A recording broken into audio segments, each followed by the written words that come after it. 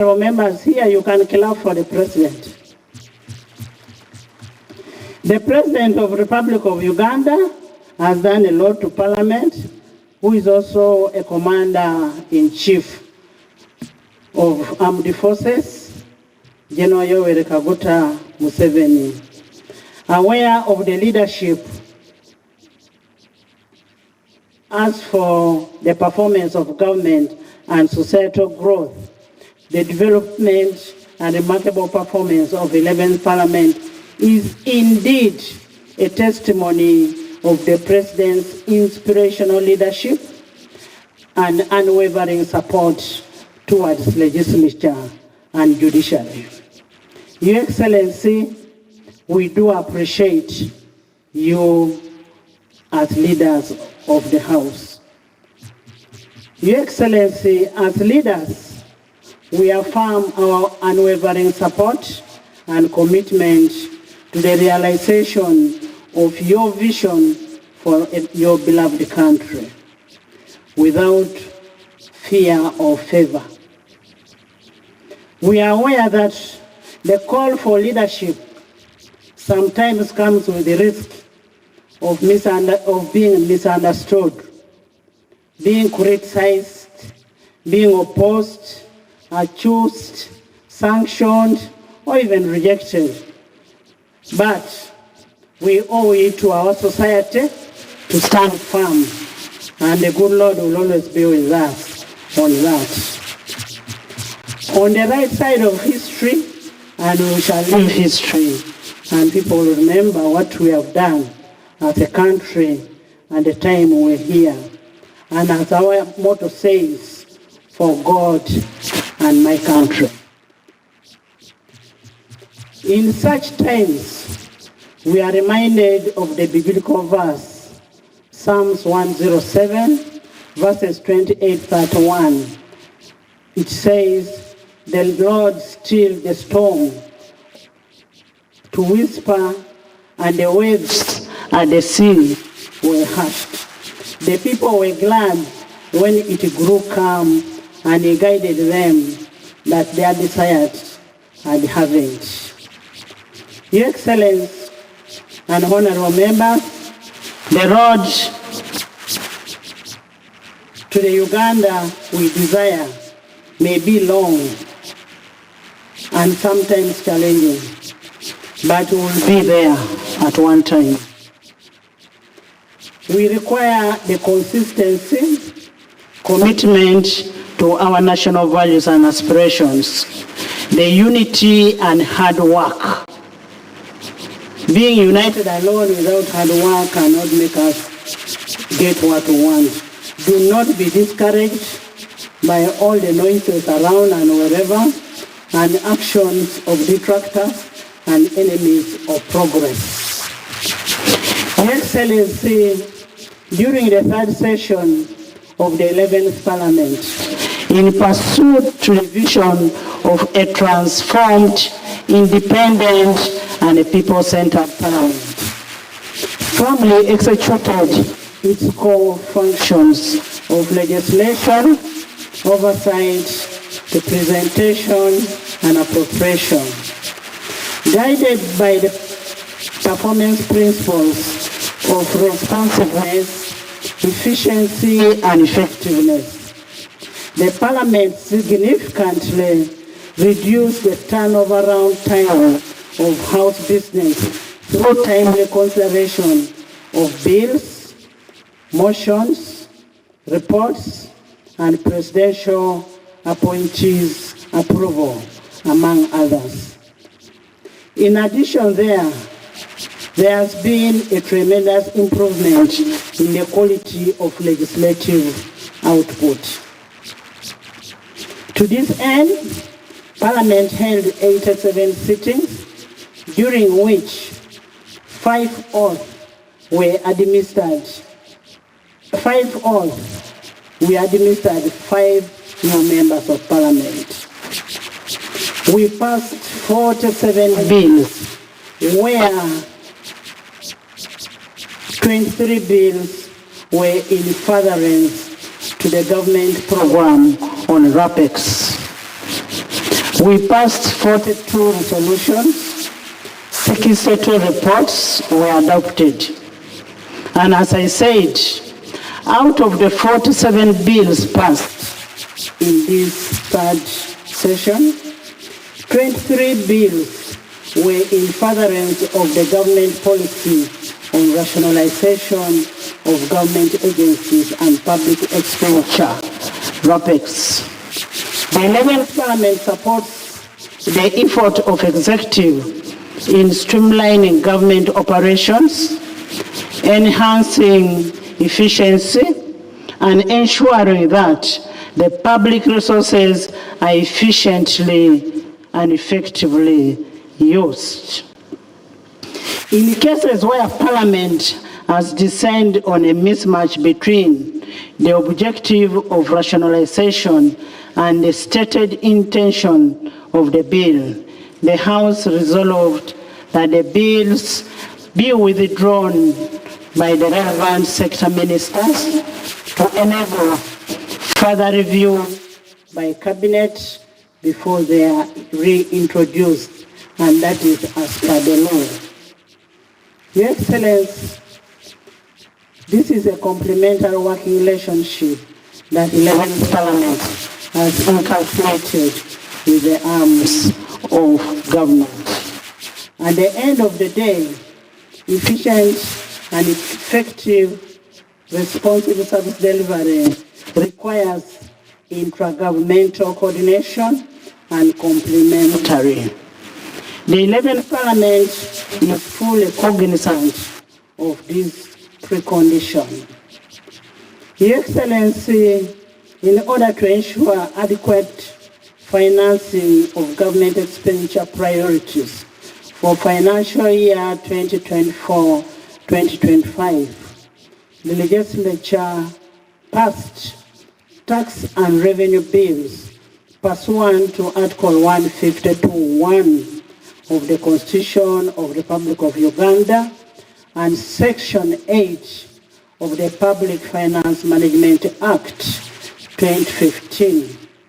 Your Excellency and honorable members, in furtherance to the rights of members to introduce the private members' bills and pursuant to Article 94(4)(b) of the 1995 Constitution and Rule 121 of the Rules of Procedure, the House granted leave to 5 members to introduce private members' bills, thereby fostering inclusive and participatory governance.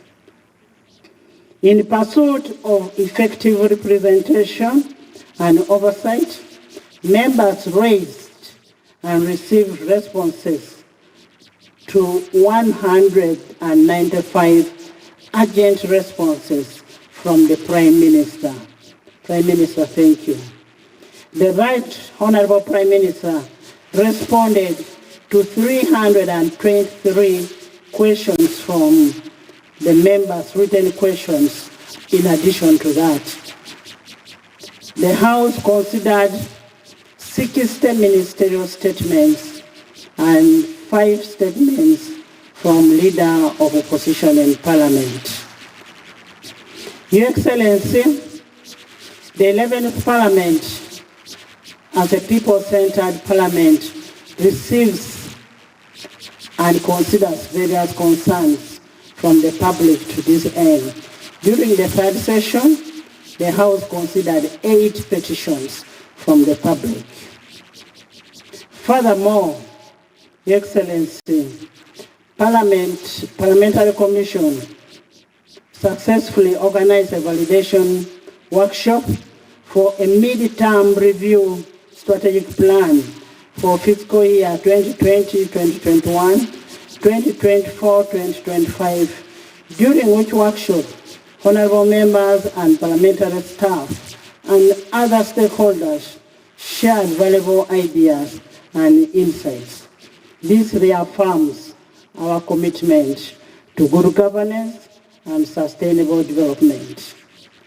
Your Excellency and members of Parliament, despite the remarkable performance registered during the third session, it was not all rosy. We regrettably lost one sitting legislator and other eminent sons and daughters of this country. Your Excellency, on Thursday, 18 January 2024, this country woke up with the devastating news of the demise of our third Honorable Cecilia Atimogwan and the woman MP, then the woman MP of Dokolo District. She was a legendary legislator, inspirational leader, a mentor, and a stateswoman with unrivaled pedigree. In addition, on 18th November 2023, the country lost Honorable Joyce Mpanga, a trailblazer of women's rights, an eminent educationalist, and a former member of parliament and a minister. She was a key pillar in women democratization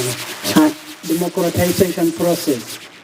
Your Excellency, on 22nd July, the nation also lost another eminent former legislator, Honorable Hussein Chanjo, the former member of parliament of Makinge West constituency.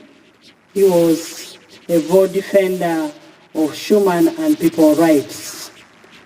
Still during the same period, the country lost Honorable Henry Chemba Kisada Magumba, a renowned politician, a civil servant, a former minister, and we also lost Dr. Martin Alike, a renowned businessman, a diplomat, and a first dental surgeon in Uganda.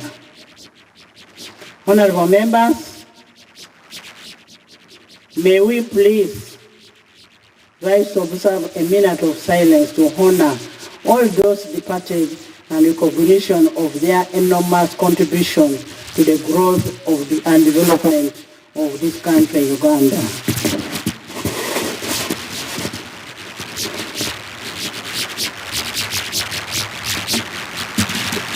May their souls rest in eternity.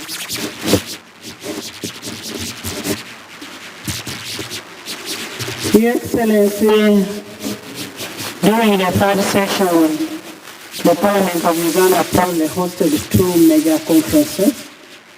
The conference of the speakers and presiding officers of the Commonwealth, that is CISPOC, and the 86th committee meeting of the Commonwealth Parliamentary Session, that is CPA African Region, where we have the chairman of CPA African Region, right here, Right Honorable Lucas.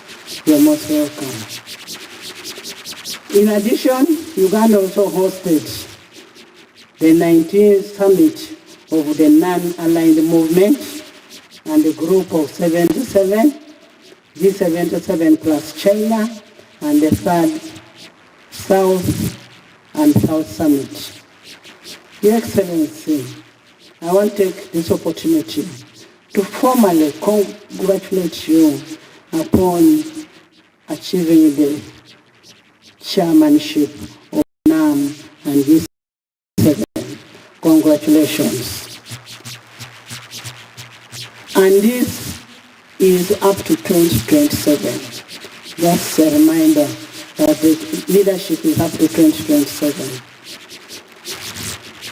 On behalf of legislature, we express our utmost faith and delight that your tenure as a chair will witness as the remarkable strides in cementing the cooperation among members of NAM and G77 plus China. Relatedly, Your Excellency, the Parliament of Uganda continues to play a crucial leadership role in various interparliamentary bodies through which our national interests are ably articulated. The Speaker of Parliament of Uganda, who was previously chaired the Standing Committee of the Conference of the Speakers and Presiding Officers of the Commonwealth up to 2024, currently deputized by India. In addition, she spoke a position which will be held in 2027. Just a correction here that the Speaker of Uganda is the chairperson of CISPOC, and the Deputy Speaker is the first Vice Chairperson of CISPOC, and this also goes up to 2027. Your Excellency, that is a sign that we are still there. Your Excellency and honorable members, this conference was significant in enhancing the global stature of Uganda among international community of the nations in as far as the international cooperation and collaboration is concerned. The conference underscored the imperative of coexistence and respect for values, cultures, and traditions of other states. It is also reaffirmed that while differences in perspective are inevitable, they should always be approached within a framework of friendship, cooperation, coexistence, and mutual understanding. Your Excellency, Uganda's position in this important conference was not just as a host, but also a guide, a mediator, a friend to all nations represented. Our efforts in organizing such meaningful and successful conferences were not in vain, as we had a significant multiplier effect on the local economy and left a lasting impression on the hearts and minds of all the participants, Uganda being the Pearl of Africa. Your Excellency, we thank you for gracing the conference and sharing the words of wisdom with all the speakers and the delegates that came to Uganda. We want to thank you so much. We do not take this for granted. Your invaluable support was very instrumental in ensuring the success of all these conferences. We do not take that still for granted. The financials all came from you, and we can not thank you any more than that. Your Excellency, as we embark on the fourth session, we will continue to count on you, on your inspirational and guidance, which at the same time is bettering our own efficiency, effectiveness, and responsiveness of legislature. I love the saying that you always say, these are young people, they are all learning. And indeed, we are all learning. Pursuant to Article 94.4 of the Constitution of Uganda and Rule 25.1 of the Rules of Procedure, priority will be accorded to government business.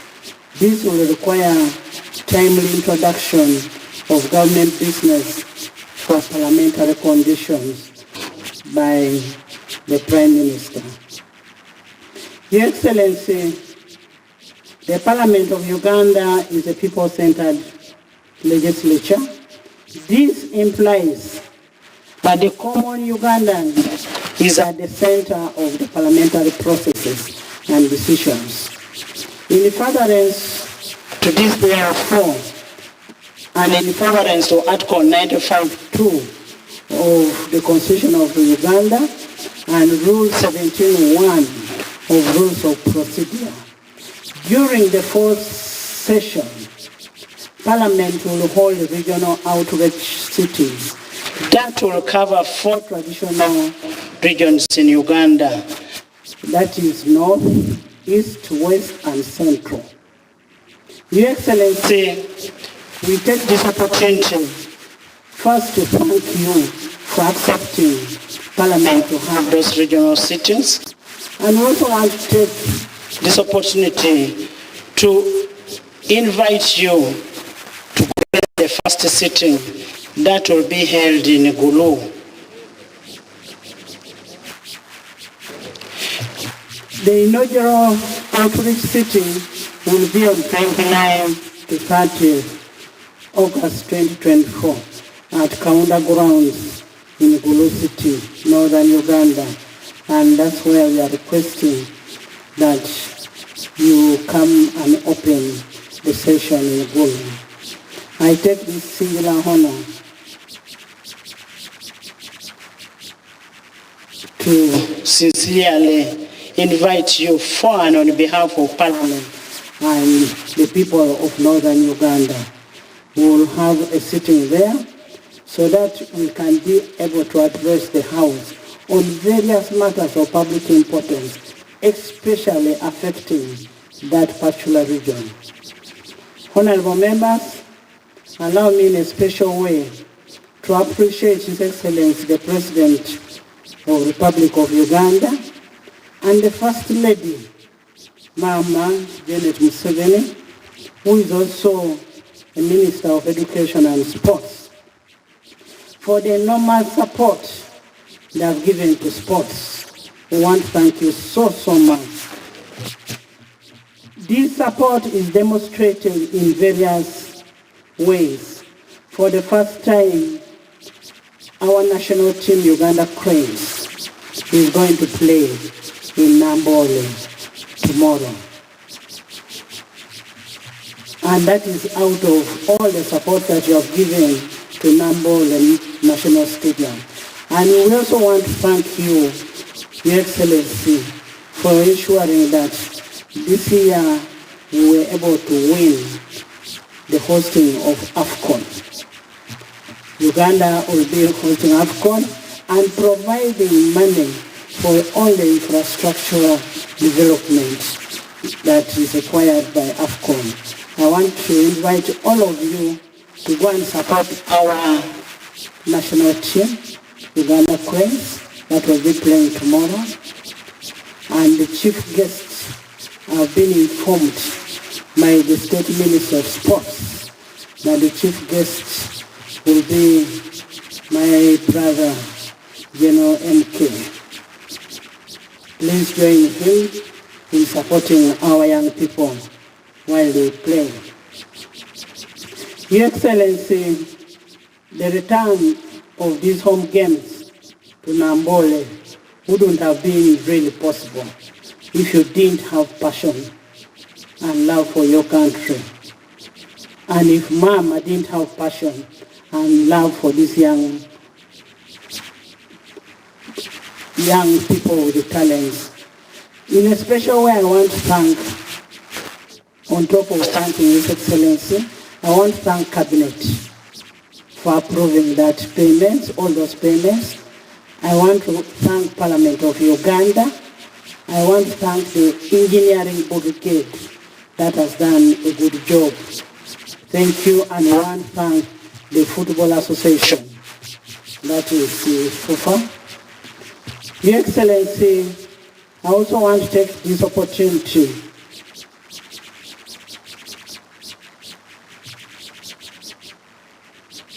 to ensure that this time round we create a niche. I want to take this opportunity to ask members that we create a niche in the sports. We need to encourage our sports people. We need to encourage our children who are talented to ensure that they get what they get. As we conclude, Your Excellency, I know Mama as a prayerful person. Mama, as our children go to play tomorrow, kindly pray for them. Thank you.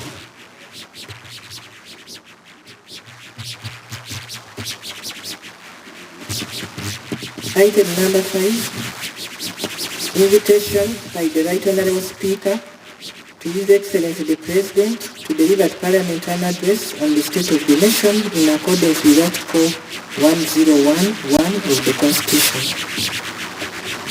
Your Excellency the President of the Republic of Uganda, it is your mandate under Article 1011 of the Constitution that at the beginning of each session of Parliament to deliver to Parliament an address on the state of the nation.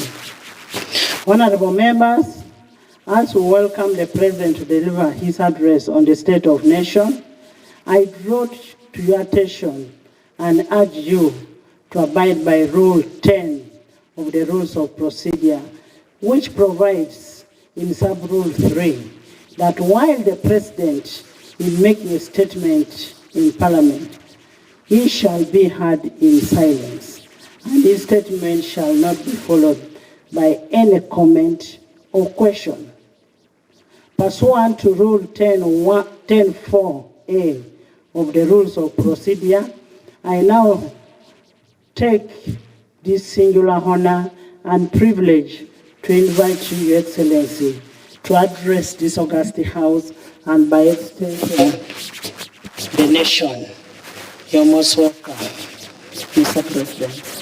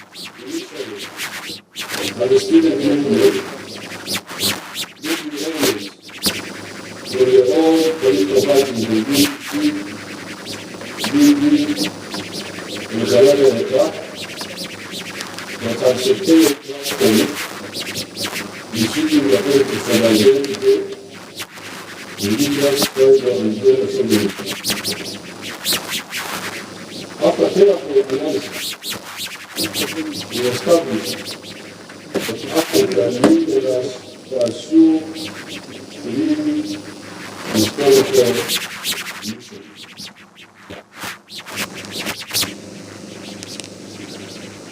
If Africa was to survive and thrive, that's how it started. Look at it and not let survive go. If Africa is survive, the world is has to do the following. The three historic conditions are prosperity for the African people, including the people with land. Are the people of Africa entitled to prosperity or not? Secondly, strategic security for the African people.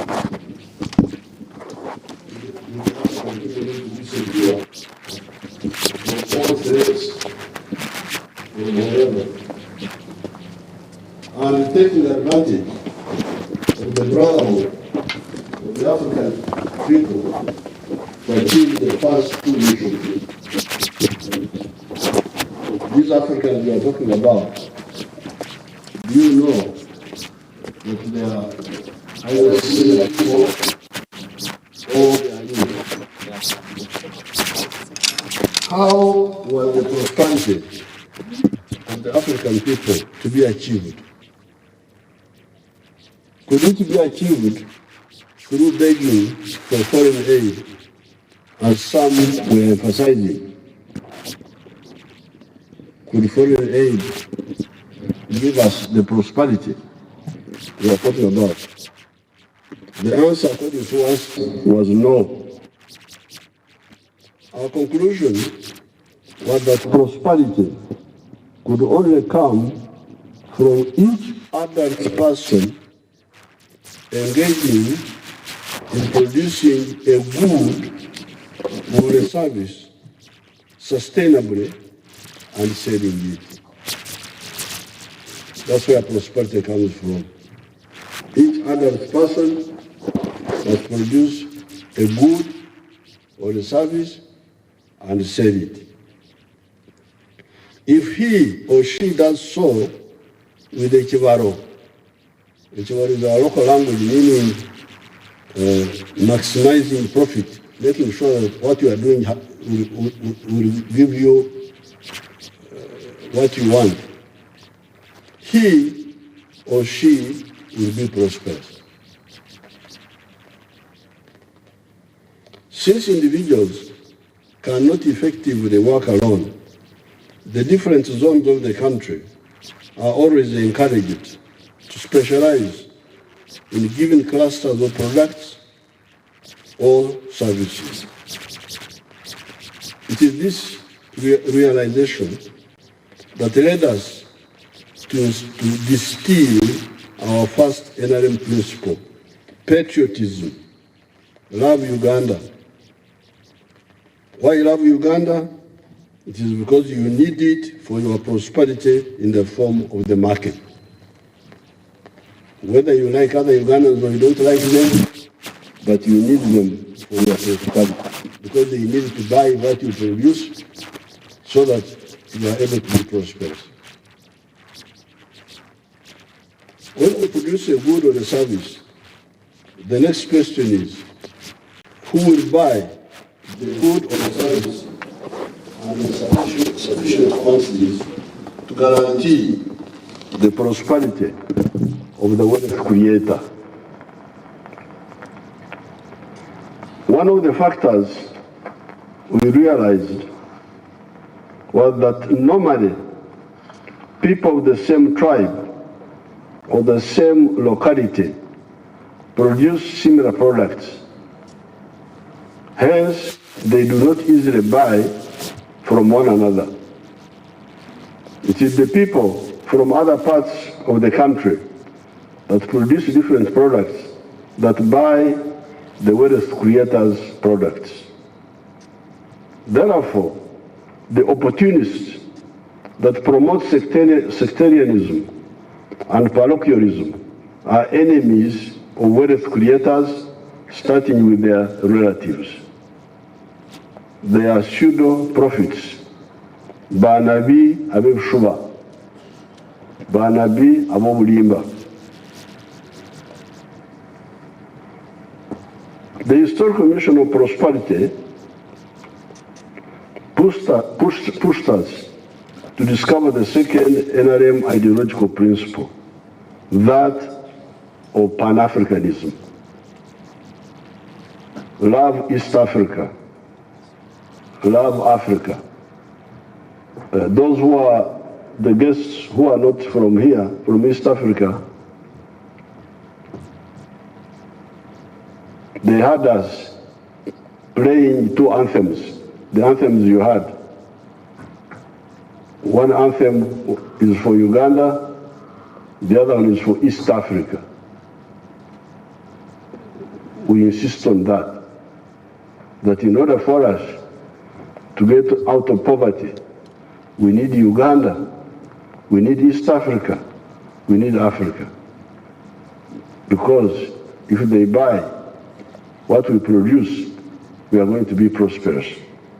And if we also buy what they produce. Why? It is because you need them, you need East Africa, you need Africa for your prosperity, other issues aside. When wealth creators get serious with production, when they increase the production of goods and services, the internal market is no longer enough. When you see people talking of tribes and religions, it is because they are not serious. Because if you are a serious wealth creator, there is no way you can talk of a tribe or religion. Because you need the pockets of so many people to support your prosperity.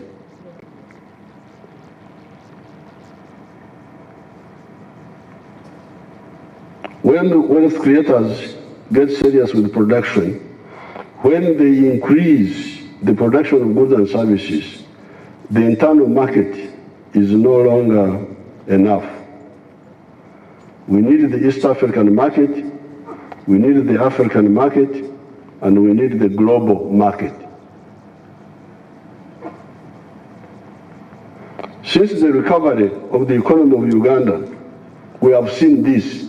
It's not a theory, we have seen it. We saw it before, it was implemented, but we have now seen it in reality. Our production of sugar is now 600,000 metric tons. However, the internal market is only 380,000 metric tons. Who is to buy the surplus sugar of 220,000 metric tons? The milk production is now 5.3 billion liters. Who is to buy the extra 4.5 billion liters, since the internal demand is only 800 million liters? The cement production is now 6.4 million metric tons, and yet the internal demand is only 2.4 million tons. Who is buying the surplus? How about the steel products? The internal demand is 1.5 million metric tons, yet the annual production of steel products in Metayimbwa, although still at 610,000 metric tons, leaving a deficit of 890,000 metric tons. It will soon be about 3 million metric tons with the new vertically integrated steel industries using the high grade of tari.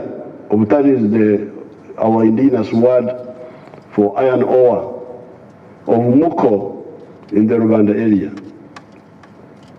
So soon our production will be 3 million metric tons of steel. And yet the internal demand is 1.5 million. Who will buy the surplus steel? The products of the new vertically integrated factories will completely wipe out the need for importing high-quality steel for hydropower dams, the railway, high-rise buildings, etc., that need very strong steel, different from the steel of the recycled steel products from scrap metal. Because up to now, we've been using scrap metal, the old tanks of Idi Amin, to make steel. But now we are going to use our iron ore, our obutari, the best in the world. There's no other iron ore which is richer than this one, 70% pure. Even now, we also import steel ingots and add value. Some of this steel is re-exported to the region. The answer for all these questions is that it is mainly East and Central Africa that are buying the surplus. The commercial area is buying goods and services worth $2.157 billion from Uganda. Therefore, the NRM was right to distill the principles of patriotism and Pan-Africanism, and to oppose groups that were pushing for parochialism in Uganda and Eurocentrism globally. You know, when we were about to come into government, I went to Europe, and the Europeans asked me, because our old political parties here, the Democratic Party was allied to the Christian Democratic Party of Germany. They were actually being supported by the Konrad Adenauer Foundation. The UPC was being supported by the Social Democrats. They have got their group. They are the ones who helped them to build the Uganda House, to start building the Uganda House. Then the government built it using government money. And when we came, some people wanted me to take back the building. I said, no, watch what you call it. So, these fellows expected us to side with the European parties, Social Democrats versus Christian Democrats. I said, sorry, I'm not part of that crowd. I am an Afro-centric person. I start with Africa.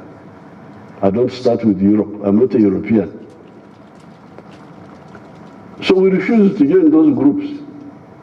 They had Christian International, Socialist International. We have never gone there. Never. And we told our people clearly that our focus is Africa. And here, I'm giving you facts now. I'm not talking about stories here. I'm talking of cement. The list is too long. I couldn't finish it. I didn't talk about maize, about bananas, about beef. You know what is happening. It is Africa that is supporting us, and we are also supporting them. Therefore, the NRM was right to distill the principles of patriotism and Pan-Africanism, and to oppose groups that were pushing for parochialism in Uganda and Eurocentrism globally. After the careful analysis, we realized that our prosperity, first and foremost, needed patriotism That is Love Uganda and Pan-Africanism, Love Africa.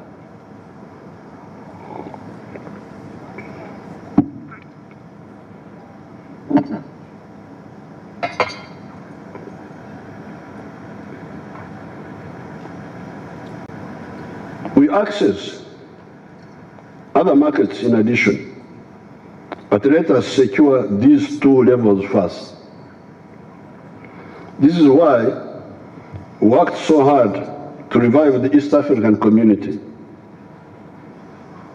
and to consolidate COMESA.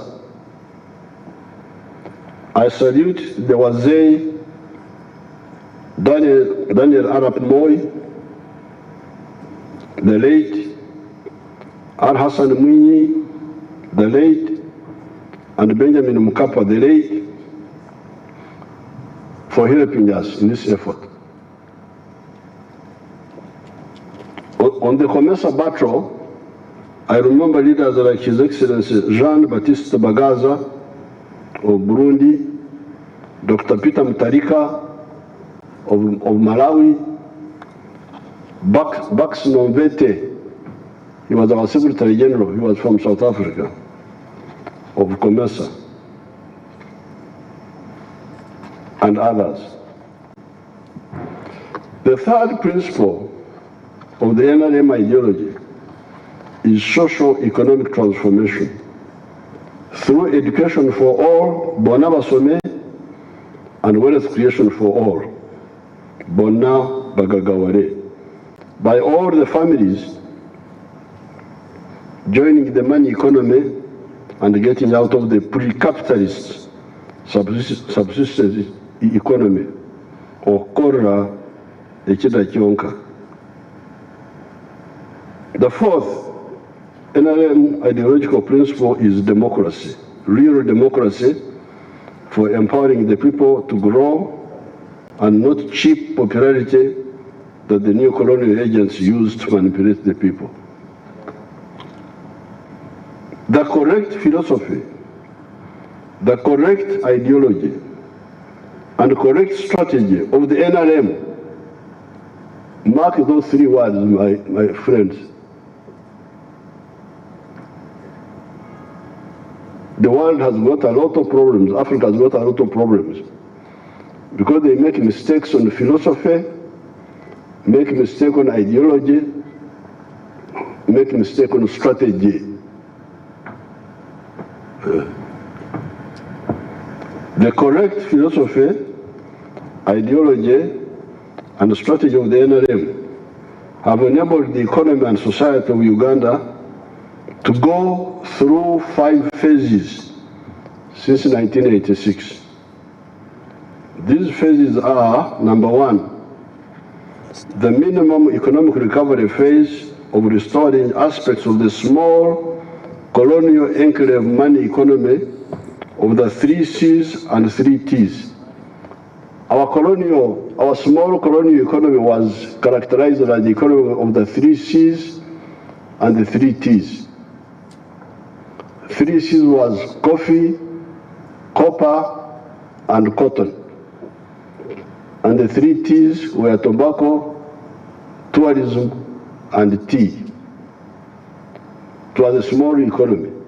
But when Amin came, he destroyed it. I didn't have time to explain that.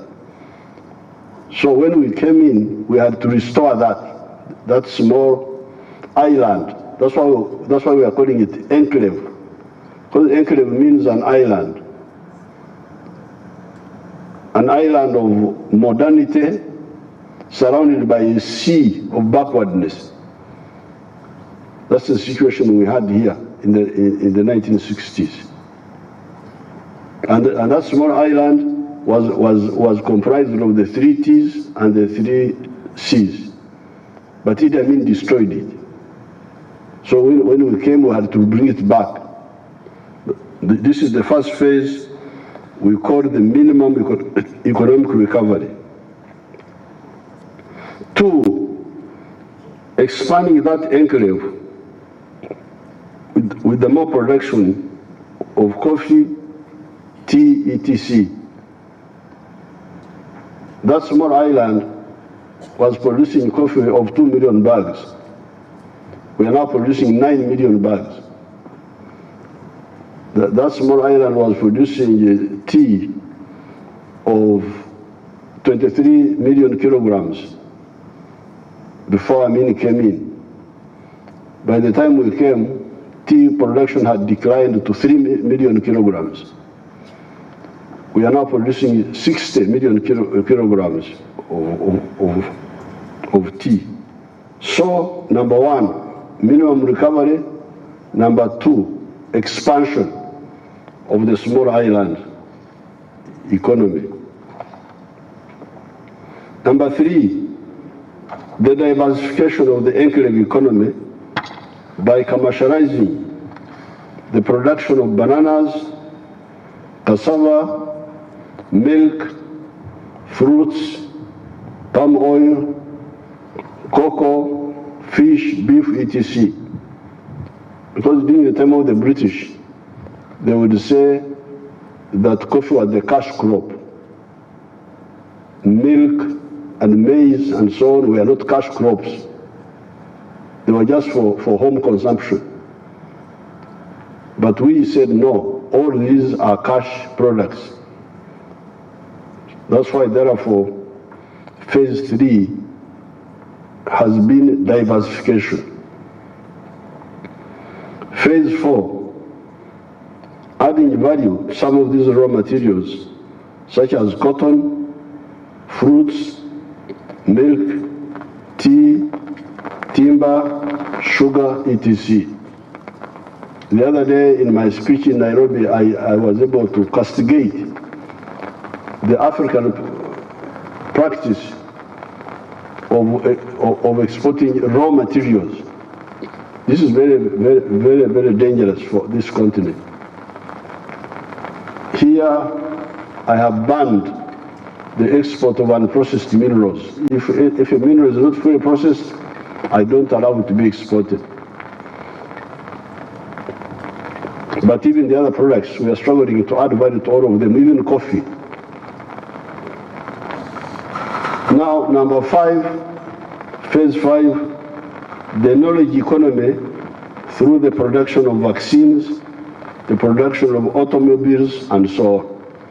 So we are now also entering the 5th phase, where we use the science of our young people to produce products. These measures have enabled the economy to grow from US dollars 1.5 billion in 1986 to now US dollars 55 billion by the foreign exchange method, and US dollars 180 billion by the PPP method, purchasing power parity method. With US dollars 1,182 per capita, Uganda now has entered the lower middle income status. We have just entered the ground floor of the middle income. Just the first floor, we are down there now. Mwebale okuyingira mu gorofa esooka. Temwagala kwekubirako mu ngalo bannange.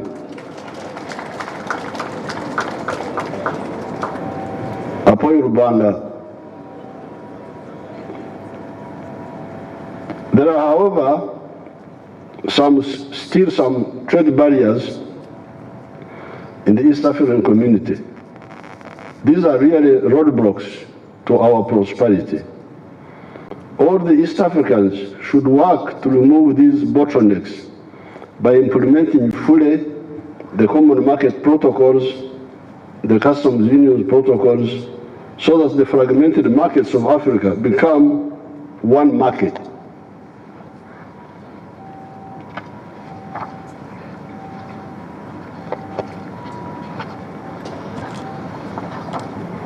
With a more united African market, we can then be able to negotiate with other countries for market access to their markets, such as the European Union, United States of America, USA, China, Russia, the Gulf countries, India, etc. Internally, we have guided our people that the socio-economic transformation can be realized through Bonaba Some, education for all, and Bonaba Gagawere, prosperity for all, by joining the 4 money-making sectors of commercial agriculture, manufacturing, services, and ICT. The government has provided grants or soft loans for wealth creators to use in joining these sectors in case they do not have their own capital.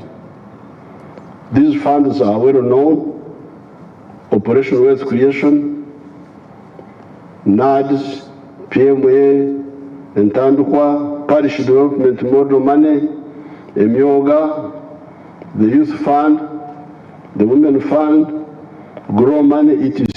Some of these have been merged to become fewer funds, but doing the same work. These funds are mainly for the low-income people. The actors that are more empowered should borrow from the Uganda Development Bank for agriculture, for manufacturing, and some of the services such as tourism. We don't give loans for importers of perfumes and dead people's clothes. You know, I was having a discussion with them here. Those importers, I cannot give a loan to somebody, soft money, for somebody to import dead people's clothes and import perfumes and whiskey and so on. No. The Uganda Development Bank money is for manufacturing, for agriculture, and for some of the services. If you want to import perfumes, go to the commercial banks.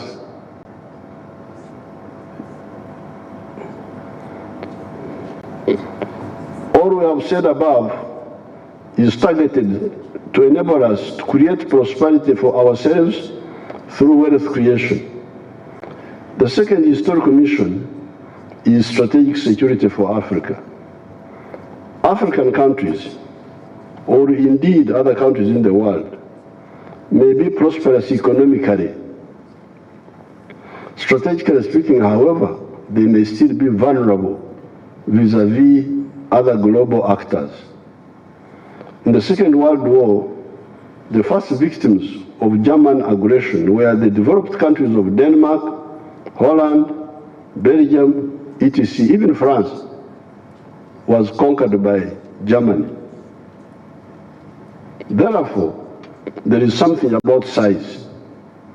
Indeed, the smaller countries of Europe were rescued by the mighty Soviet Union that defeated Hitler's army at Moscow,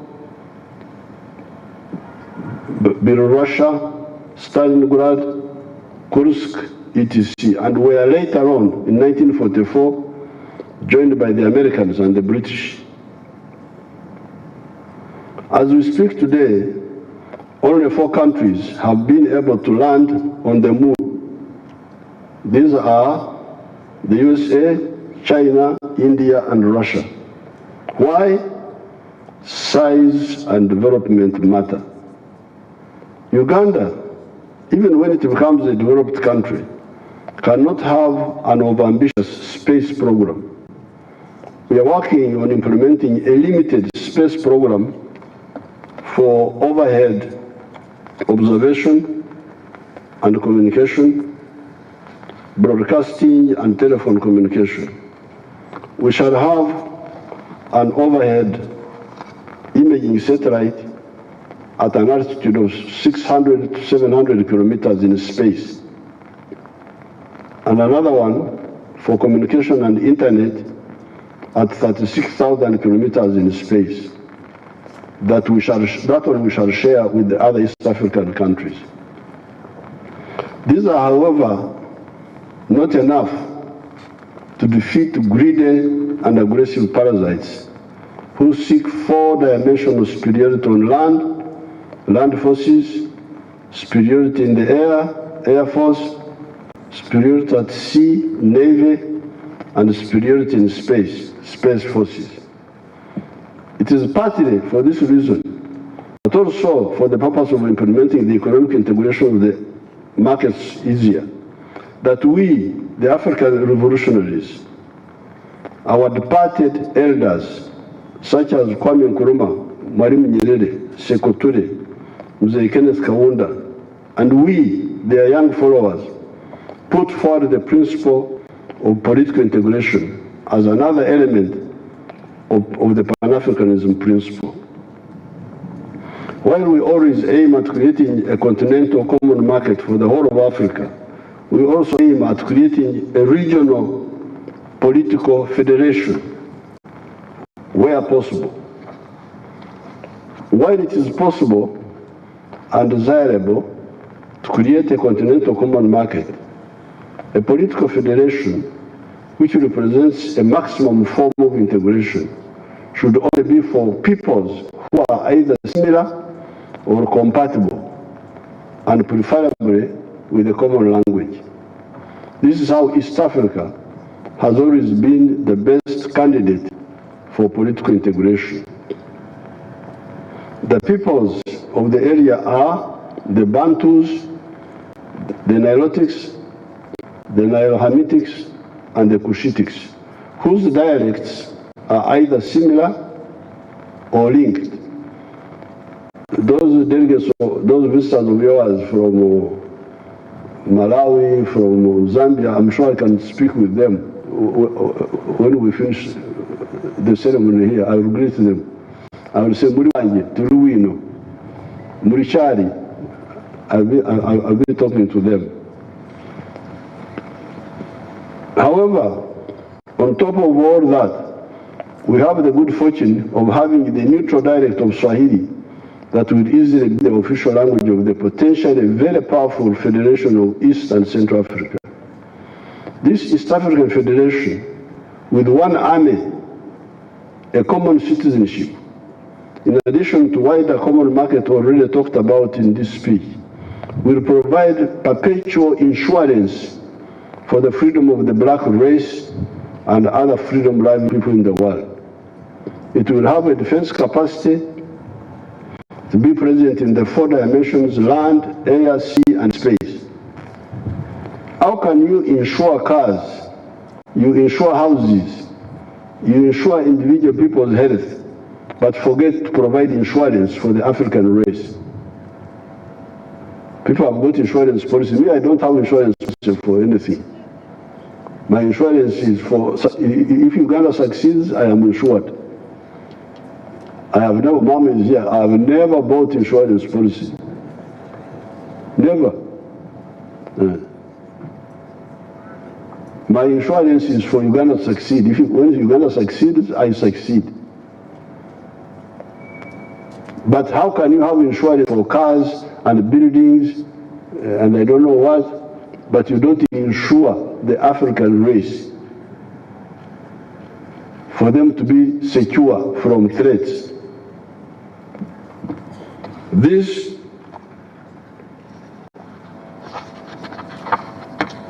was a mistake in the past. How can we repeat the same mistake? In 1963, our leaders were about to achieve this goal. I want to give to the Right Honorable Speaker a historical picture of the pages of the Uganda Argus. It is there on the screen. That picture there. Federation this year, that was 1963. I will give you a copy, Right Honorable.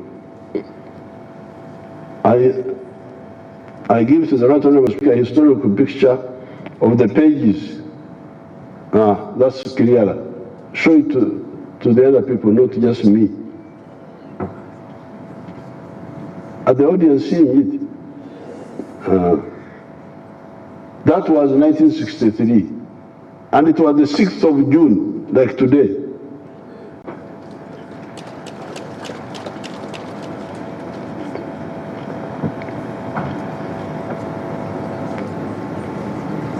A historic picture of the pages of the Uganda Agassi newspaper of the 6th of June 1963 that captured that moment. You can see, bring the picture of our leaders. Move up want to see the leaders in that picture there.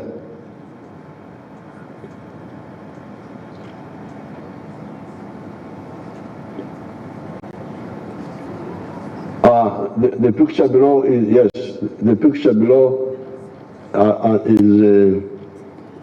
you can see our elders, Mzee Jomo Kenyatta, Mwalimu Nyerere, Mzee Milton Obote, with others, including a delegation from Somalia, declaring the intention to achieve the federation that year, 1963. All the subsequent calamities that befell this part of Africa would never have happened if we had achieved that goal that time. The calamities I'm talking about were the seizing of power by Idi Amin in Uganda, the massacres in Burundi in 1973, 1972, the genocide in Rwanda, the collapse of the state authority in Somalia, the prolonged civil war in Sudan, or even the Renamo war in Mozambique, etc. There was no way Idi Amin could seize power here if we had an East African government. It couldn't happen. But the fragmentation, the pseudo sovereignty, you can imagine when Amin grabbed the power here, Africans who wanted to oppose him could not do it easily because they were being told, Uganda is independent, Uganda is independent. And even when Amin was killing us, when we would try to get support from other people, we would be told, no, it's Amin's right to kill you because you are his subject. You are his subject. So that missed opportunity was a big setback. A united East African state with one army would never have allowed these tragedies to happen. Indeed, it is the East African cooperation that eventually enables us to solve these problems. However, coordinating multiple sovereign units is less efficient and less prompt in terms of action compared to a united East Africa. The third historic mission is to simply recognize the brotherhood and linkages among the African people and use them to achieve historic missions: number one, prosperity, as well as number two, strategic security. As we have pointed out a number of times, the African race is only comprised of 4 groups of linguistic classification. These are the Niger Congo, which includes the Bantu and the Kwa languages of West Africa, the Nilo-Saharan, which includes like our languages of the Nilotic languages and the Nilo-Hamitic, the Afro-Asiatic, which includes the languages of northern Ethiopia, and the Khoisan. Khoisan they are called the Bushmen in South Africa. They used to be called Bushmen. These groups have linguistic similarities within each cluster and linkages between them. In other speeches, I have demonstrated this. You can check on those explanations. The NLM line has been that the people we are trying to unite for the sake of their prosperity and strategic security are either similar or linked. It is therefore a betrayal for for the African political classes to fail to grasp this and instead preach sectarianism, parochialism, etc. I therefore call on the Ugandans, especially the Mazukuru, to audit what has been achieved vis-à-vis the 3 historical tasks and the 4 ideological principles of the NRM, see what has been achieved and what remains to be done. Then you should do your own part to do what is not yet done. With patriotism, we have been able to unite the majority of Ugandans. That is why the NRM always wins with the majority on the first round when we go for elections. On the side of Pan-Africanism, we have revived the East African community together with the Wazee Daniel Arap Moi, Al Hassan Mwinyi, and Benjamin Mkapa. Later, our brothers from Rwanda, Burundi, Congo DRC, South Sudan, and recently Somalia joined the East African community. This has helped cross-border trade. Uganda exports goods and services worth US dollars 2.1 billion to the East African countries, and goods and services worth US dollars 2.157 billion to the COMESA countries. There are, however, still non-tariff barriers. With His Excellency William Ruto recently, we agreed to remove all these barriers against sugar, milk, eggs, fruit juices, etc. Saying that X country has got good rains this year and harvested a lot of maize, and therefore X country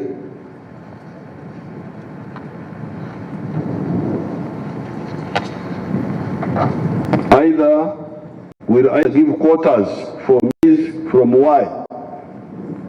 Imagine there are 2 African countries, X and Y. They should be trading together. But one year, X says, this year I got a lot of rain and I harvested a lot of maize. So I don't allow your maize to come. The maize of Y. Or I allow what they call a quota, a certain amount. Either give quotas for maize from Y, or will not allow any maize imports from Y this year, is wrong. What happens? Why is it wrong? What happens to the maize growers in Y that year? Since the maize in Y will Kudiba. Kudiba is our local word here. Meaning that if you produce something and nobody buys, it's Kudiba. So if the maize from Y this year Kudibas, because in X this year they have got their own maize. What happens to the maize growers in Y that year? Since the maize in Y with Kudiba have no buyers, the farmers will migrate to coffee, a product that depends on the global market and does not have those hurdles.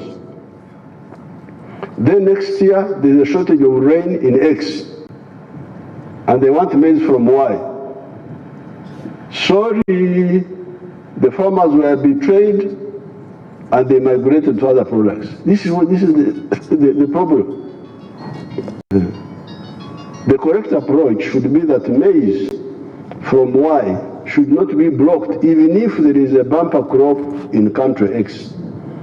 Let the market determine the maize that will be preferred by the consumers. If it is found that maize producers in country Y are cheaper consistently, then let East Africa allow them to specialize and feed all of us. This is what I said about Tanzanian rice. If Tanzania produces rice more cheaply, let us all buy from them. Stopping Tanzanian rice makes us commit several sins. Sin number one, you sabotage the Tanzanian rice grower by denying him market. Sin number two, you rob the Ugandan consumer by forcing him to buy rice from the inefficient Uganda rice grower at a higher price, because you are punishing the Ugandans to buy more expensive rice that it is because it is from Uganda. Sin number three, you invite Tanzania to counter-block our products. Sin number four, you claim as our own rice growers to remain inefficient and therefore not competitive. Okulemaza is to cripple. Because if you don't allow your child to run and compete, how will he develop capacity?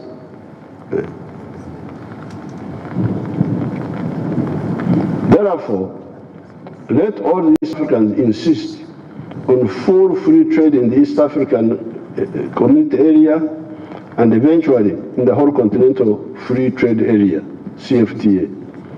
This is the second task of the Ugandan wealth creators. Struggle for the completely free trade in the common market of East African community and Africa.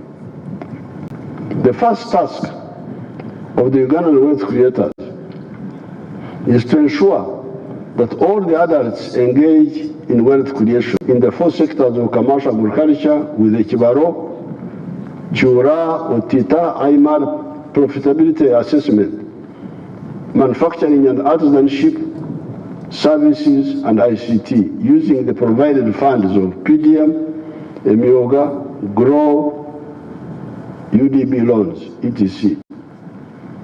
The third task, after we have fully recovered from the adverse effects of corona and other negative global phenomena, ensure that we provide completely free education for the Ugandan children in government primary and secondary and tertiary institutions, so that we achieve our target of Bonabasume education for all. The fourth task is for the Ugandans and other East Africans that have got the right spectacles to see how the black race can survive as a free people, or even survive at all, to struggle and bring about the creation of the East African Federation. We have long proposed the movement of the willing. When Mwalimu was let down by his contemporaries on this issue, he moved with Mzee Karume to unite Tanganyika and Zanzibar to form Tanzania. It has been a great success. If we all can move together, it will be good. If we cannot, let the willing move. The crucial point that needs to be done is for the Pan-Africanists to be more active in pushing for the struggle for the political federation of East Africa and for the full economic integration of the common market of Africa. You should aggressively expose those who work for foreign interests and are always diverting our people through the media to the interests of the foreigners. If you read the papers, nobody is talking about African integration. You pick the papers, social media. What is your future? If you don't know that integration of the market is our salvation, then how can you be in leadership? What are you leading? Are you a leader unto darkness and death? How can it be that you read the papers? Nobody. Football, music, cinema, I don't know what. Okay, you can do those things, but you must survive fast.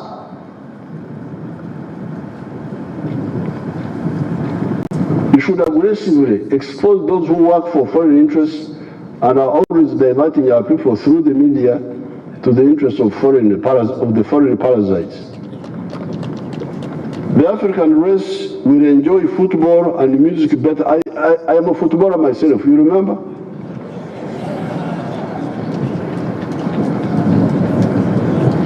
However, from 1966, somebody asked me, what European football club do I support? I said, what? Me to support, I don't even know those clubs. I am a footballer. I was a footballer, but from 1966, when we started our struggles here, my mind is on the future of Africa. I like football,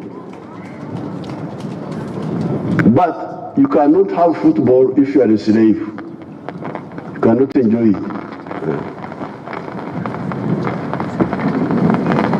The African race will enjoy football and music better if you also contribute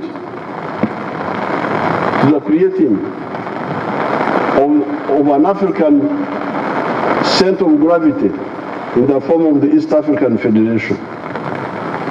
Task 5, eliminate corruption in the public service and from among the political leaders. I've been getting good information about corrupt actors among the public servants, but also among the political actors. With firm evidence, we shall crush these traitors. Corruption is... Are you hearing me? You are hearing. I think the corrupt have brought rain.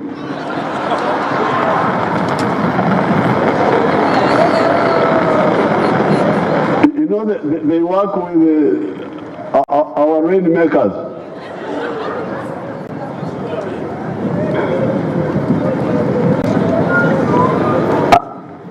This is not in the speech here, but I can mention to you. I have been hearing that people, even in my office, take bribes from people to bring people to see me. Can you imagine? But fortunately, recently we arrested one of them. He's alleged, according to the rules, I should not be accused that I'm saying something sub judice, which is in the court. He's alleged to have extorted shares and money from an investor who was coming from somewhere. He's now in court. So we are moving, we are going to get them. I have been hearing stories that there is a racket from the Ministry of Finance to Parliament.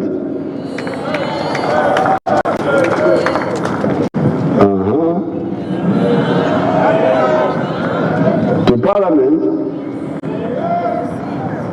I have been hearing, but now I have proof.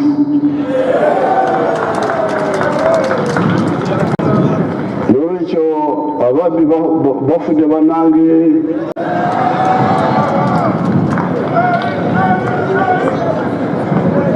I have been hearing that from Ministry of Finance they are arranged with the accounting officers of ministries to come to Parliament, working with some people there to provide certain funds, provided you take a share. I didn't believe this, but now I have proof. So therefore, really the corrupt are like the foreigners. You know, some of these foreigners don't know Uganda, don't know us. When you see them doing what they are doing, and those who support them, I'm very sorry for them because they don't know how strong we are. We are patient, we don't overuse our strength, but if you make a mistake, you will see. So, I know how those who threaten us, this one, please, we are wasting your time, we are not going to move. Because we are sure that people of here, this is our land, we want nothing from anybody, so you are wasting your time. Don't come with the faith, you are wasting your time. Uganda is a land of martyrs, but not only martyrs, but also heroes. We are celebrating 2 days. Because the martyrs don't shoot back. But we are both martyrs, but also heroes. On the 3rd, we are celebrating Martyrs Day. On the 9th, you remember 9th, you come. We shall be celebrating Heroes Day. We are fighters. Nobody can play around here. So I feel really amazing that some of our people can join this corruption, knowing that we have the capacity to crush all this group. So now I have got proof that what I've been hearing as a rumor is actually true.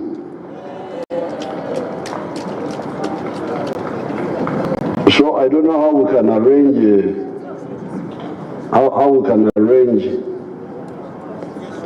what do you call it, amnesty.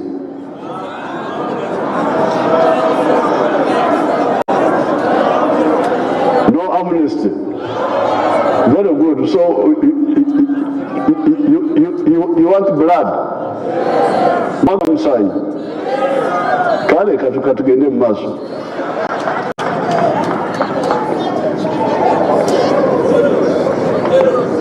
Public servants and political leaders that steal government money are corrupt and will be crushed. There are, however, other actors that get bribes from foreigners to work for foreign interests. These are both corrupt and traitors, and we are monitoring their activities. If they do not stop, and with evidence, we shall deal with them also.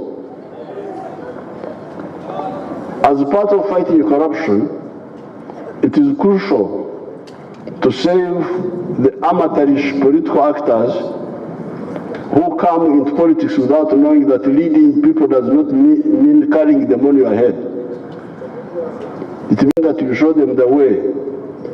The situation of inexperienced, careerist-minded leaders who do not listen to the advice of the NRM is further complicated by the bloodthirsty parasites in the form of the unregulated money lenders who charge extortionate interest rates from these desperate political actors when they come to borrow money for unuseful expenditures. I've already directed the Minister of Finance to cap the interest rates chargeable by money lenders. The inflation rate in Uganda is 3%. Why should the commercial banks charge 20% interest? How about the money lenders charging 36% or more? This is pure extortion. The PDM and the Myonga funds are going to become the poor people's banks, able to lend at 20% or less after 24 months. We are going, this PDM money, people are trying to sabotage it, but I can hear it is beginning to penetrate. People are beginning to understand it now. They are beginning, slowly, the villagers are beginning to appreciate. That's what I hear.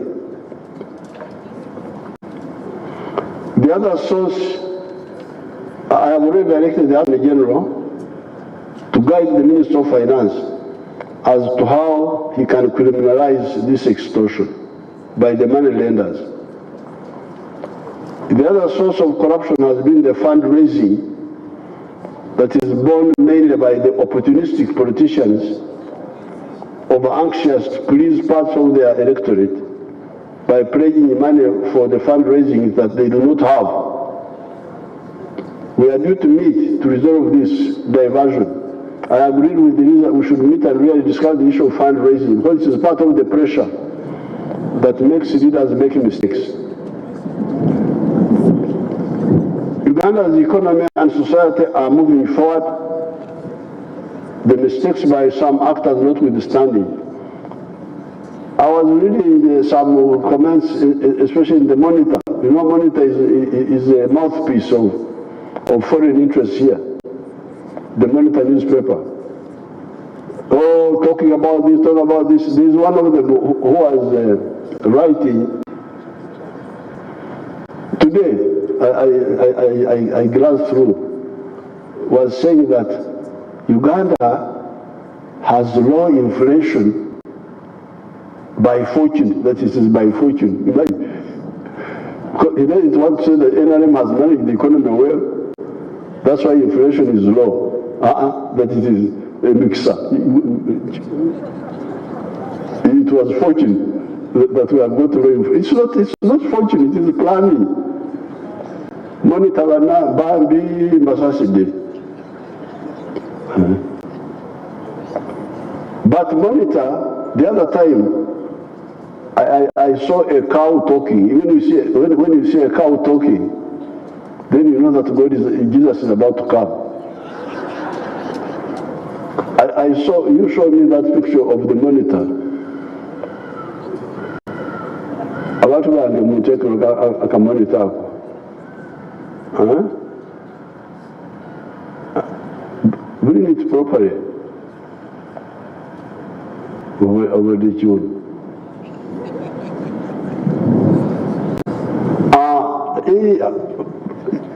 Naye abalabe balina omulimu wano basabotaanyinga enkumi eremye ate kati batatusiga. Now Ugandans turn to local products to combat high cost of living. You remember our war with the importers. This was hold it there. This was Uganda Monitor newspaper. A cow talking.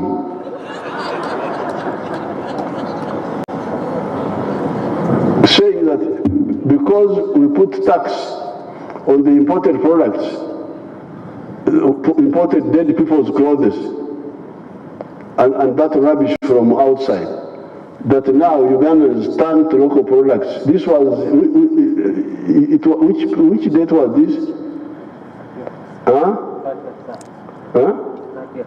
30th of what? Of May. You people, you get Monitor. In terms of Kogera, a cow is talking. Because that's what we said. Why don't you buy the local textiles which are being made here? So Katonda Jali, our monitor, Katonda abayisemu okwogera ebyamazima. But otherwise they were trying to. Thank you very much. You can move on. Otherwise, in today's paper, I was trying to say, oh, this one, but you listen carefully. I will conclude with that. Uganda's economy and society are moving forward. The mistakes by some actors notwithstanding. The foreigners interfering in our internal affairs are not a threat at all. There is no foreigner who can threaten us. No foreigner can threaten us. I have written a piece I will share with the Ugandans on that. The real threat to Africa's progress have been internal weaknesses, such as undermining the private sector. I mean, 1972 when he expelled the years. and Mzee Obote, 1970, when he announced the national announcements, interfering with the private sector. Wrong concept of army building, sectarianism, corruption, etc. Otherwise, Africa's ability to defeat the imperialists will be demonstrated by Samora Machel defeating the entire Portuguese army in Mozambique in 1974, Robert Mugabe and ZANU defeating the Ian Smith regime in 1980 in Zimbabwe, the Cuban army comprised mainly of black soldiers defeating the White Boer army at Quito Cuanavale in Angola in 1988, etc. So our armies defeated European armies in the 1970s. It is our internal weaknesses that have since that time given the impression that Africa is weak. NRM has correct philosophical, private sector efforts, ideological, the politics of interest and not identity, and sectarianism, and strategic wealth creators and integration to create markets for their products, positions. That is why the economy is growing in spite of the betrayal by the parasites. With the crushing of the corruption, Uganda, given our overall correct positions, is unstoppable. Everything else is in place. What is the problem now is just corruption. In the budget speech, I will add some more information on this slide, saying that everything else is in place now. It is only corruption and a few other mistakes that can sabotage what we are doing. Therefore, the Right Honourable Speaker, I thank the Parliament for the following laws you passed since my State of the Nation address. Those laws are put in Annex 1. I put it as Annex 1 in this speech. In the coming year, the Executive will present the following bills to Parliament for enactment into law. I attached them as Annex 2. They will be attached to the speech. Finally, I want to salute the Speaker, the Deputy Speaker, and the NRM MPs. In the past, there was a risky and shallow tendency by some actors that will try to use Parliament to undermine the Ugandan revolution, which is part of the African Revolution. This, of course, was a miscalculation that was provocative, but we managed to handle it peacefully. Right Honourable Speaker and your team, I congratulate you for working harmoniously with the Executive. I'm told some of the foreigners are saying that Anita Mongo, because he doesn't undermine the Executive, she's not a good speaker, because she should be Okulemesa government. Very risky miscalculation. In the recent budgeting process,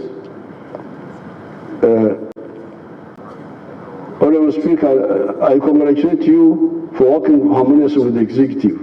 I also want to salute the judiciary. In the recent budgeting process, you came together and you were able to synthesize a rational and transparent budget for the country. I call these people, you know, these are like school children. That there is executive somewhere, then there is a parliament somewhere else, then there is judiciary somewhere else. They don't meet. Then this one budgets, then brings the other one.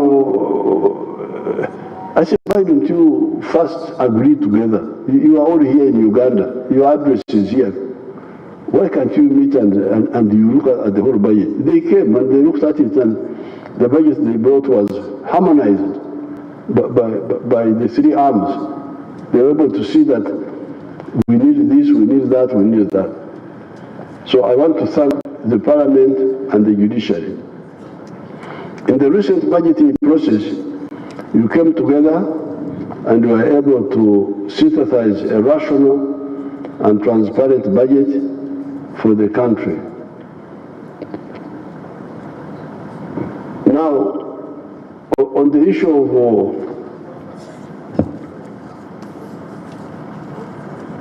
the corruption,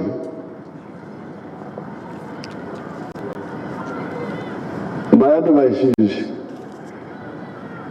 you should make a distinction between mistake makers and dishonest people. Dishonesty is the worst. But making mistakes, especially for many people who have not listened carefully, it's not. I wouldn't be surprised. That's why many times I try to help out groups who have made mistakes. But what I cannot tolerate is like this question of saying, we give money to this ministry, but we take a percentage of it as individuals. This is dishonesty. It's not a mistake. It's a crime. It's a betrayal. Or the ones who go abroad. These foreigners have been approaching our people. They all bring reports. Have been approaching our people. You go and make a bad report against the government of Uganda, and we shall give you an award. And the award will have so much money attached to it in Europe. I wish them good luck. That money of betrayal, we are following it up. We are following it up. They think that we are fools. I don't know why they think so. But we follow all that. So those two, the dishonest and the traitor, are the ones we are targeting. The mistake makers, we can counsel them and show them how to do things. Because if we are to punish all the mistake makers, we will have nobody to talk with.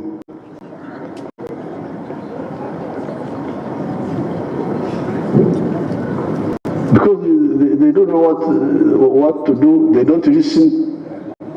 There are so many languages. This one is saying that. This one is saying that. So dishonest, foreign agent, mistake maker. Those are three people who need to be handled differently.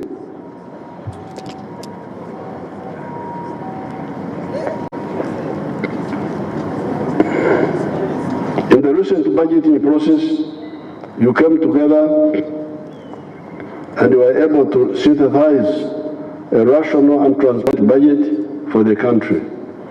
I want to end by congratulating the UPDF, the Uganda Police Force, the intelligence services, and the prison services for guarding the 3 million pilgrims that were at Namgongo recently.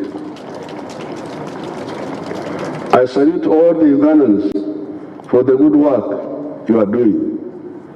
Madam Speaker, it is my pleasure to declare the 4th session of the 11th Parliament open. I thank you very much and hope that the coming session will be fruitful. God bless Uganda, God bless Africa. Apoyo Mate. Thank you so much, Your Excellency, for a clear and a concise exposition of government policy in your address to the nation and fulfilling your constitutional obligation under Article 101 1 of the Constitution of the Republic of Uganda. Thank you so, so much for your fatherly advice that you've given to us. I take cognizance of the government legislative agenda for the 4th session, and we pledge our utmost commitment towards prioritizing government business and making sure we exhaust it within the time that is required. Honorable members, His Excellency will be back on 13th June 2024 to deliver the budget speech. By next year, at this time, we'll only be left with 3 months to nomination. And we really want to thank you for all the support that you've given us. And before I conclude, I want to recognize our colleagues, the former speakers, who are around here. We have His Excellency General Yoweri Kaguta Museveni, former Speaker of NRC, 1989 to 1996. Thank you so much. We have the Right Honorable Professor Edward Rugumayo, the Speaker of the National Consultative Council, 1979 to 1980.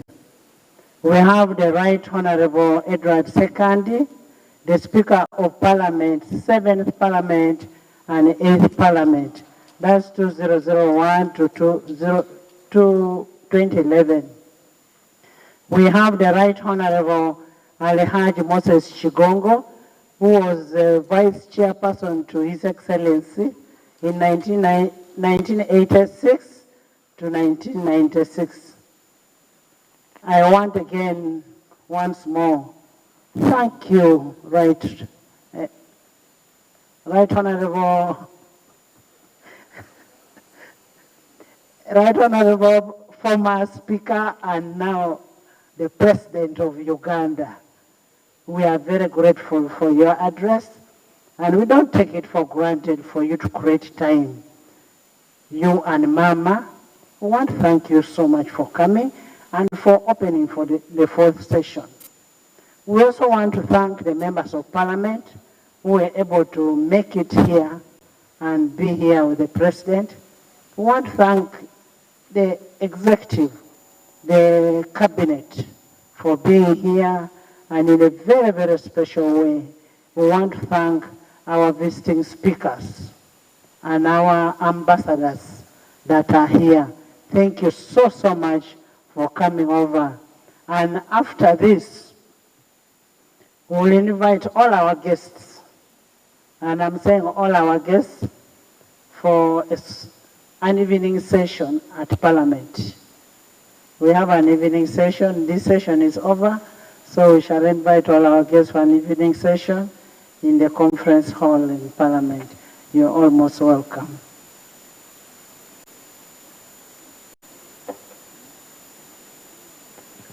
Adjournment. Honorable members, Your Excellency,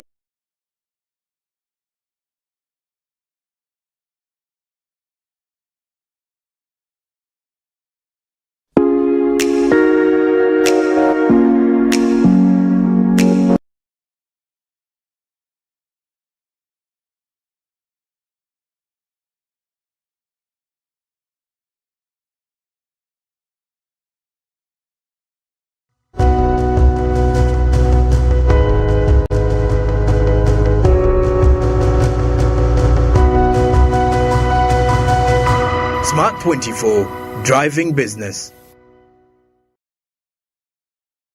This is GOTV, and right here is where you can catch the brilliance of Mbappe, the scoring power of Kane, Ronaldo's, and all of the greats fighting for the glory to be crowned the kings of Europe. Don't miss the unbeatable action of all 51 games of Europe's biggest football event live on SuperSport on GOTV and GOTV Stream. The Euro 2024 live. That's GOTV for you. Love it. Cooking oil like no other makes your meal so sweet and scrumptious. The taste of Uganda, yeah,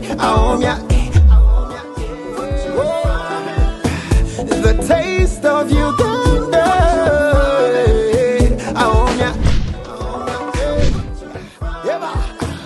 the taste.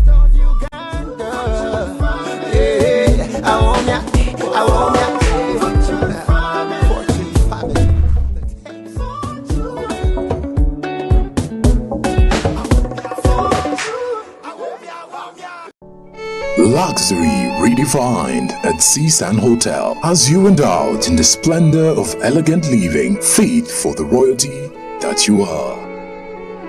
Step into comfort, pampering and blissful customer-centric service as you select from our range of comfy, exquisite living quarters furnished to meet with your royal preference.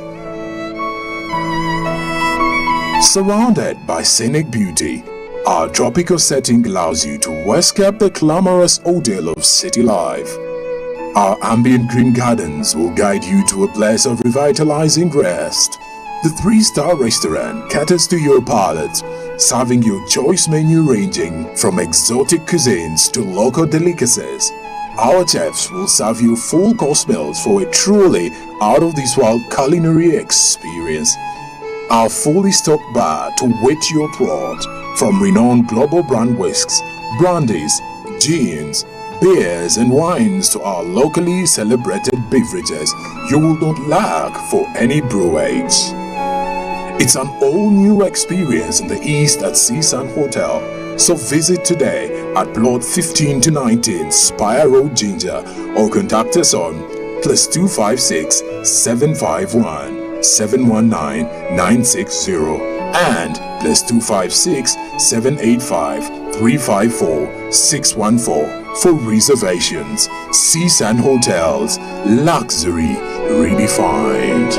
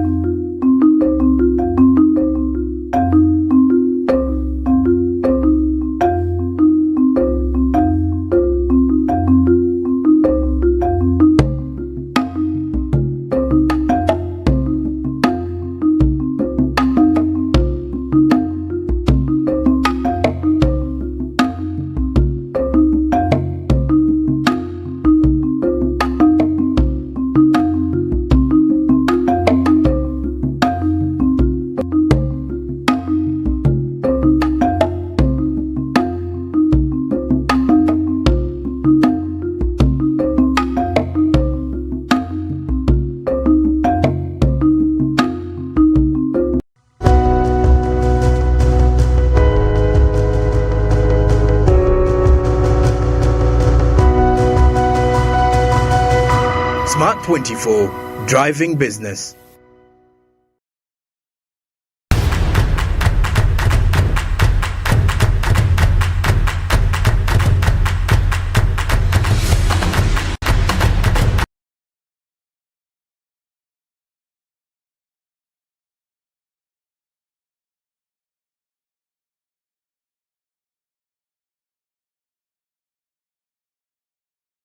Wabalo okuba ate nga otweyunzeeko nate akawungezi k'olunaku olwaleero wano ku program Skill Up nange omuweerezaawo Naomi Mutumba. Era nga bwe nkuleetera ebyenjawulo n'olunaku olwaleero ate njagala tubeere nga tusoma ku kintu eky'enjawulo nga zino nno z'embaawo. Embaawo zino zikolebwamu ebintu ebyenjawulo, muvaamu ebintu kwegamba ne weesanga nga otegese ekiyungu kyo naye nga cabins ezo bazikoze mu mbaawo. wabula amabajjiro mangi getusanga ku nguudo naye olwaleero tuli mu bitundu ebyekyali wajjala. Lwaki twaze ekyali wajjala? Kubanga embaawo zaayo era nga bwolaba wennyimiridde zo zisooka okukazibwa okumala ebbanga lya mwezi mulamba. Oluvannyuma ziggyibwayo ne ziteekabwa mu byuma ebyenjawulo era olubaawo luno lugenda okufuluma nga lutuuse ku international standard. Kati nno munange beera nga onneeyungako ngenda kubeera nga nkutwalira ddala maaso okumala essaawa nnamba tugende ne bannange tubeere nga tulaba ebintu ebyenjawulo process y'embaawo zino ze ziyitamu okusobola okubeera nga tufuna finished product. Njagala okukujjukiza nti ate tu streaminga live ku YouTube, teekamu Smart 24 TV live, teekamu program Skill Up, likinga, subscribinga ate era sharingako n'omuntu omulala asobola okubeera nga avaayo abeereko ne kyayiga. Tulina ku DSTV channel namba 372 saako GOTV channel namba 390 ate era nga tuline ku free to air. So wonna woba otwetaaze osobola okubeera nga ate otusangayo. Kangende eri bannange tubeere nga tuyiga engeri y'okubeera nga tukazaamu embaawo. Oluvannyuma nno tujja kuba tweyongera mu factory. Sebo tukwaniriza olunaku olwaleero ku program Skill Up. Ate Skill Up eno tutunuulira emirimu gy'emikono egy'enjawulo n'abantu bavuddeyo okubeera nga bagyenyigiramu era nga akawungezi k'olunaku olwaleero ate tuli naawe tusaba osooke weeyanjulire kuba tulaba biki by'okola oluvannyuma tulyoke ate tuseetule emboozi paka gye tunaakoma. Neyanziza okubeera nga ontadde ku programu eno. Amanya nze Senyondo Mansur, Managing Director wa Mayondo Engineering Works. Nayinza okuba nga tukusisinkana mwami Senyondo. Tulaba ebintu ebyenjawulo ebiri mu kifo kino, background gye tulaba ejjuddemu kwegamba ebintu ebikoleddwa okuva mu miti. Naye ogambye nti Mayondo Engineering Works. Omuntu yandyetaaze okumanya Mayondo kyeki? Mayondo Engineering Works, erinnya Mayondo Engineering Works likulaga ekintu ekinene ekisingako just embaawo. Tetukola kubajja tetuli babazinga buli mubazi yenna gwewandirabye, wabula tulina kampani eyo gye twateekayo okulaba nga ekola ekisingako ku kya bulijjo. So tugezaako okulaba nga buli kiseera tuli mu maaso ga technology. Maaso ga technology. Technology ono yeesigamye ku ki? Technology yeesigamye ku bintu bingi. Okusookera ddala tuyigiriza abayizi oba abakozi ne tubeera nga tubateeka ku mutendera ogw'ensi yonna. Ne tubeera nga tusobola okufuna ekyo ekisinga obulungi omukozi waffe. So tukozesa ebyuma ebya technology owa waggulu ne skill oba giyite obukugu obwa waggulu. Olwo katudde ate mu kubeera nti no tutunuulira engineering works, tutunuulira embaawo ez'enjawulo. Bantu bangi bakola embaawo, bakola ebintu ebyenjawulo okuva mu mbaawo. Tusanga amabajjiro mangi ku nguudo naye ate ne weesanga nti embaawo zino ze tutunuulira ku ssaawa eno za njawulo. Kirungo ki ekyenjawulo kye mutaddemu? Bintu bingi byenyinza okunnyonnyola bwe tutandika okwogera ku njawulo. Okusookera ddala tukozesa embaawo enkulu, embaawo enkalu, embaawo ezaffe nansangwa ez'omu Uganda ewamu n'ezo eziva ebweru, naye ng'ekikulu kya byonna ate ekizifuula ez'enjawulo tuzikaza. Okuzikaza ng'olwo tetunaba kulowooza ku kubeera nga tuziyisa mu mitendera emingi ennyo. Okukaza kwokka process oba nkola erina emitendera emingi egigirimu, omuli okubeera nga ziringa eziri mu sawuna okumala omwezi mulamba. Si bangi kubakola naffe oba abavuganya naffe abasobola okutuukiriza ekyo. Embaawo zino ziba zizenga mbisi okuva gye zivudde okubeera nga ziteekebwa mu sawuna okumala omwezi mulamba. Kyekyo kyennyini embaawo ze tukozesa mu Uganda wano tewaliwo kampuni etunda mbaawo nkalu oba bwabanga waliwo ezitunda ntono nnyo. So n'olw'ensonga eyo tukozesa embaawo nga tusoose ozikaza. Buli lwotakaza lubaawo n'oluteekaawo n'olinda lukale, buli inch y'olubaawo eba yeetaaga emyezi nga 6 okusobola okukala. So ekitone nnyo omuntu weetaaga obutakka wansi wa mwaka oba myaka ng'ebiri oba okazizza olubaawo nga tukozesa dryer. Okay. Kale bwe tweyongera mu maaso tulaba nti bintu birungi ate byokoze, naye akutwaba yandyetaaze okumanya ku lugero lwo watandika otya bizinensi eno, kugamba wafuna otya knowledge okubeera nti osobola okukaza olubaawo okumala omwezi mulamba bannaffe abalala kye batakola? Nja kwenyumiriza mu gavumenti ya Uganda kuba ng'abantu abalala bonna bwe bakulidde mu ggwanga muno ne tusoma ne tusobola okufuna okuyigirizibwa okusukkako ne wabweru w'eggwanga lino, kuba nayigira okubajja leve esingako nagiyigira e Japan, nensobola okufuna omukisa nenjigira e German, nensobola okufuna omukisa nembeera nga ndi musomesa w'okubajja okumala emyaka egiwerera ddala 10 nga sinnaba kuritayaringa, naye nembeera nga nyingira mu kintu kye manyi singa bizinensi wabula ng'omuntu azze okugattako ku mutindo nga ndaba ebinnya ebiri mu sekita eno oba mu kubajja. Oyinza okugamba nti olwaliro bagamba nti ababazi balimba. Ebyo byebimu ku ffe bye twajja okulwanyisa, newandibadde ebizibu tebibulamu, naye tufuba nnyo okulaba nga tutuukiriza ate era nga tukola ekyo ekisinga obulungi. Ndowooza y'ensonga lwaki olwaleero tulabibwa nga kampani ekyasinze okubeera ekola obulungi. Ebimu ku byenyinza okugamba, tulina embeera gye tutaddewo nga tulina embeera gye tutaddewo okubeera nti nno tuyigiriza abantu okubajja. So ekyo kitututte waggulu ddala. Ate era naffe tetwatandika nga kampuni nene, twatandika nga kampuni entono ne tujja nga tukula mpola mpola. So n'omulala yenna eyandyagadde okutandika okubajja olwaleero, suubira naye asobola okutandika, ne bw'oba tolina ssente nnyingi osobola okutuuka okusingako mayondo.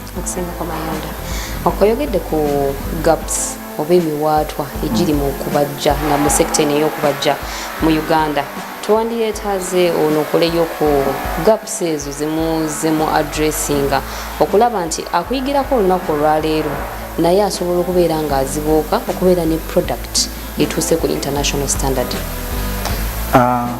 Ebintu bingi ebirina okutunuulirwa ng'ogezaako okugattagatta. Kaŋŋambe okubajja nga bizinesi endala yonna oyina okuba ne plan, oyina okubeera ne kyetwandiise schedule, n'omanya nti nina kasitoma ono yayingira January, nina ono ayingidde ng'omwezi guggwako naddako. Buli lw'obeera nga okoze puroguramu ye eri kiriya, tojja kubeera na ntalo ne bakasitoma. Ate ne bakasitoma nabo bamanya, bategeera nti bw'obawa puroguramu eri kiriya ne bw'oba ofunyeemu obuzibu era naye agisobola okukola ki okubulaba. So empuliziganya kye kimu ku bintu ebikulu. Ekintu ekirala ku miwaatwa gye tujja tusisinkana kwe kubeera nti nno tulina okubeera ne quality management system, enkola y'okukuuma omutindo. Okukuuma omutindo ogwo tetujja kugamba nti nno tutunuulira ebiseera ebisinga tutunuulira kampani ez'ebyokunywa n'ez'emmere bazigoberera nnyo olw'okuba bikosa mangu obulamu bw'omuntu, naye naffe ku sayidi eyaffe buvunaanyizibwa bwaffe okweteekamu oba okwekolamu omulimu okulaba nga tugoberera process oba tulina system zetugoberera ezitusobozesa okutuukiriza omutindo eri bakasitoma baffe. Mayondo yagenda ku level eddako ne tubeera nga wetwogerera tulina integrated management system omuli quality management system, environmental management system ne occupational health and safety. So ebyo bituyamba okubeera nga ekintu kye tukola olwaleero kisobola okuvuganya ku mutindo gw'ensi yonna. Katutunulira ku products ez'enjawulo ze muvuddeyo okubanga muvumbula mu mbaawo zino ate ezisoose okukeberebwa ne zikazibwa olwo ne zisobola okubeera nga zikolebwa zongerwako omutindo. Products ki ze muvumbudde ez'enjawulo ezitali ku katale ka Uganda nga zikompitinga ne international standards? Tetujja kugamba nti nno tuvumbula tufaanaganako n'abakola kabalagala kuba bw'ogisanga ebeera ya round, oluggi tukola lwa square lwa rectangle ng'enzigi endala, naye ojja kunyamba okuzza mu Luganda integrity yalwo ye lufuulo olw'enjawulo. Tulukola tutya? Buli lwe tukozesa ebyuma eby'ekika ekya waggulu, omutindo gwa waggulu, tumaliriza nga accuracy yanjawulo. Ojja kutunuulira oluggi lwolaba ku roadside nga balutaddewo nga lulabika bulungi ddala ng'oli wala, naye bw'olusemberera osobola okugwamu amaanyi. So n'olw'ensonga eyo ebintu tulina akantu ke tukozesa waffe nga tugamba for the love of wood precision is the way, nti buli lw'oyagala ennyo oba mu ngeri y'okwagala olubaawo olina kufuba nnyo okulaba nga otunuulira n'akaditeera akasembayo. Ebintu bino musobodde okubeera nga mubisuubizaako mu mawanga amalala? Tetunnaba kutandika kukola business nga tugikolera mu mawanga amalala. By the way, ekyo kyekimu kusaba kwe twagala okuyisaawo ku ssaawa eno nga tusabira gavumenti okubanga kisobola okukola delegations ez'okubanga ziggulawo akatale wabweru w'eggwanga lino eri si Mayondo yokka wabula ababazi baffe ab'omu Uganda, tulabe nga tusobola okuvuganyiza ddala bulungi katale k'ensi yonna. Tugezezaako okubeera nga tulina bye tukoze ebitonotono, waliwo abatuguzeeko naye batugulirako ewaffe bo ne bakola process ya export. So process ezo tetunazenyigiramu nnyo directly nga company, naye tufuba okulaba nga eyo gye twagala okugenda. Kyeki kyabaganya okubeera nga mutuuka ku katale kali tulabawo kati mwetegekedde mutya akatale nga ka Africa Continental Free Trade Area mwe abali mu business eno ey'embaawo, tulaba nti omukulembeze w'eggwanga era yavaayo n'abeera nga atasse ekkomo okubeera nga abantu bakola embaawo bwe ziba nga si za kusuubuza bweru wa ggwanga, ziba tezirina kola ki nga tezongeddwako mutindo, tezirina kubeera nga zitwalibwa. Nga tukolaganira wamu n'ebibiina ebigatta amakampuni oba amakolero nga Uganda Manufacturers Association n'ebirala, tulina essuubi nti tugenda naffe kwenyigira mu katale ako, kuba tufubye okulaba nti olwaleero omuntu ajja kugamba nti ebibira nga